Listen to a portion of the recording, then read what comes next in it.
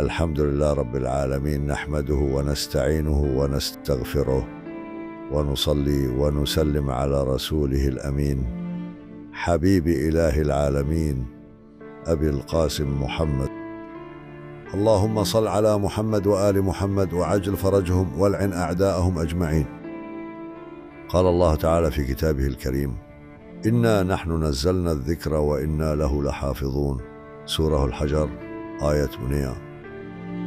یہ آیت قرآن مجید کے بارے میں اللہ کا وعدہ ہے، نہ صرف اس کے نزول کا بلکہ اس کی حفاظت کا بھی. لیکن حفاظت صرف الفاظ کی نہیں، اس کے معنی، تفسیر، تأویل اور نورانی حقیقت کی حفاظت کی بھی ضمانت دی گئی ہے.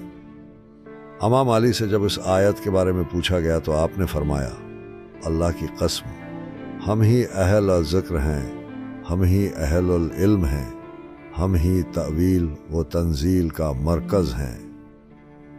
یہ جملہ صرف تفسیر نہیں، اعلان ولایت ہے. امام ہمیں بتا رہے ہیں کہ قرآن صرف نازل ہوا نہیں بلکہ اہل بیت کے ذریعہ زندہ و محفوظ ہے. اہل ذکر کون ہے؟ قرآن میں بار بار ذکر کا تذکرہ ہے. فَاسْأَلُوا أَهْلَ الذِّكْرِ إِن كُنتُمْ لَا تَعْلَمُونَ. سورہ النحل 33.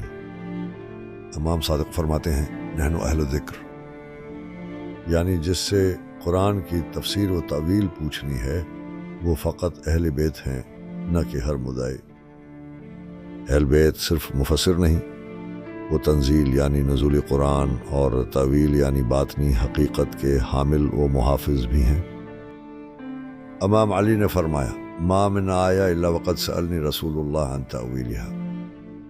رسول خدا نے فرمایا: انی تارک فیکم الثقلین کتاب اللہ و آیترتی. تو کیا قرآن کو چھوڑ کر اہل بیت سے ہٹ کر ہدایت ممکن ہے؟ نہیں، کیونکہ محافظ قرآن وہی ہیں جن پر قرآن نازل کرنے والا رب بھروسہ کر رہا ہے. وَإِنَّا لَهُ لَحَافِظُونَ کے وعدے کا ایک حصہ اہل بیت ہیں. جب دنیا میں ہر کوئی قرآن کی تفسیر اپنی عقل اور ذاتی مفادات کے مطابق کر رہا ہے تو ہمیں اس آیت کو یاد رکھنا ہے. ہم نے ہی ذکر نازل کیا ہے اور ہم ہی اس کے محافظ ہیں. اور یہ حفاظت کیسے ہو رہی ہے؟ اہل بیت کے ذریعہ، امام وقت کے ذریعہ، حجت خدا کے ذریعہ. یا اللہ ہمیں اہل ذکر کی معرفت نصیب فرما، قرآن کو ان کے نور کے ساتھ سمجھنے کی توفیق عطا فرما. ہمارے دلوں کو قرآن و عطرت سے جوڑے رکھ اور امام زمانہ کے ظہور میں تعجیل فرما تاکہ قرآن اپنی حقیقت کے ساتھ دنیا پر ظاہر ہو. اللہم صل علی محمد و آل محمد وعجل فرجہم یا ارحم الراحمین.